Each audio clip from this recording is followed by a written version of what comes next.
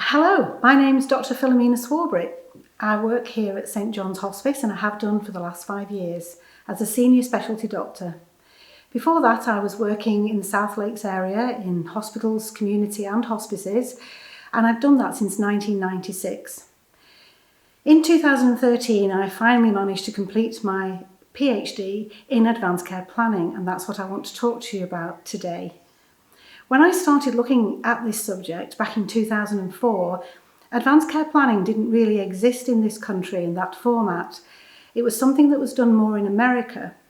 But in 2005, the Mental Capacity Act came into force, and that galvanised a lot of research and education into the subject, because now the law states that people who become incapacitated mentally are able to use statements that they have made prior to their illness that helps healthcare professionals to decide on how to make decisions for them.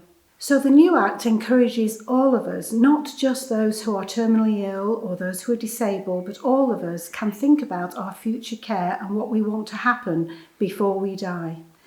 And I think that this is very opportune speaking to you, because patients who come into your care home environment, they've come because they're often more frail or their illnesses have caught up with them. Their life expectancy isn't so likely to be very long. It's measured perhaps in years, but is still shorter than it might have been. So this is a really good opportunity for you as healthcare professionals to talk to those patients about what they want, what their values are in life, what they expect their future to be like. So when we ask people about their future care planning, advanced care planning, people often reply, "Oh, but I've made my will, I know what I want for my funeral."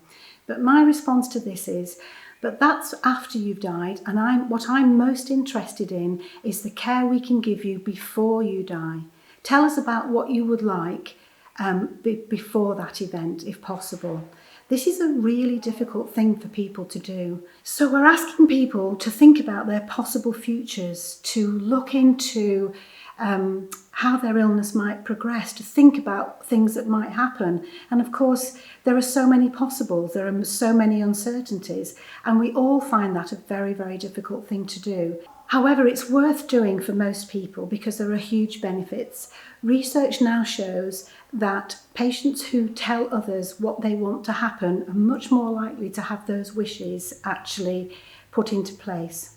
Secondly, those conversations that you have with your patients builds a huge amount of trust between you and them, and good conversations will also include their families, and so trust can be developed between all the different family members together in that group.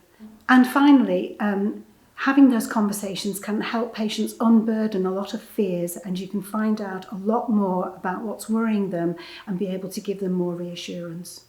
So there are lots of good reasons to try and do advanced care planning with patients and clients in care homes.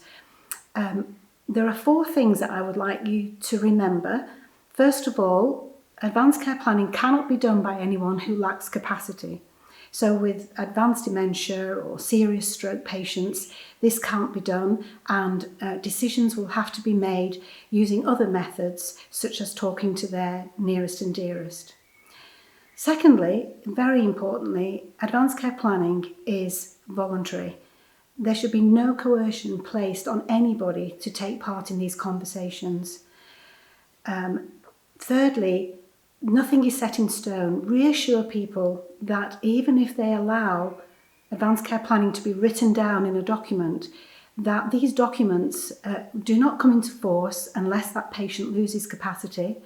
They can be changed at any time by them whilst they have capacity. They can be torn up and thrown away and started again if they wish.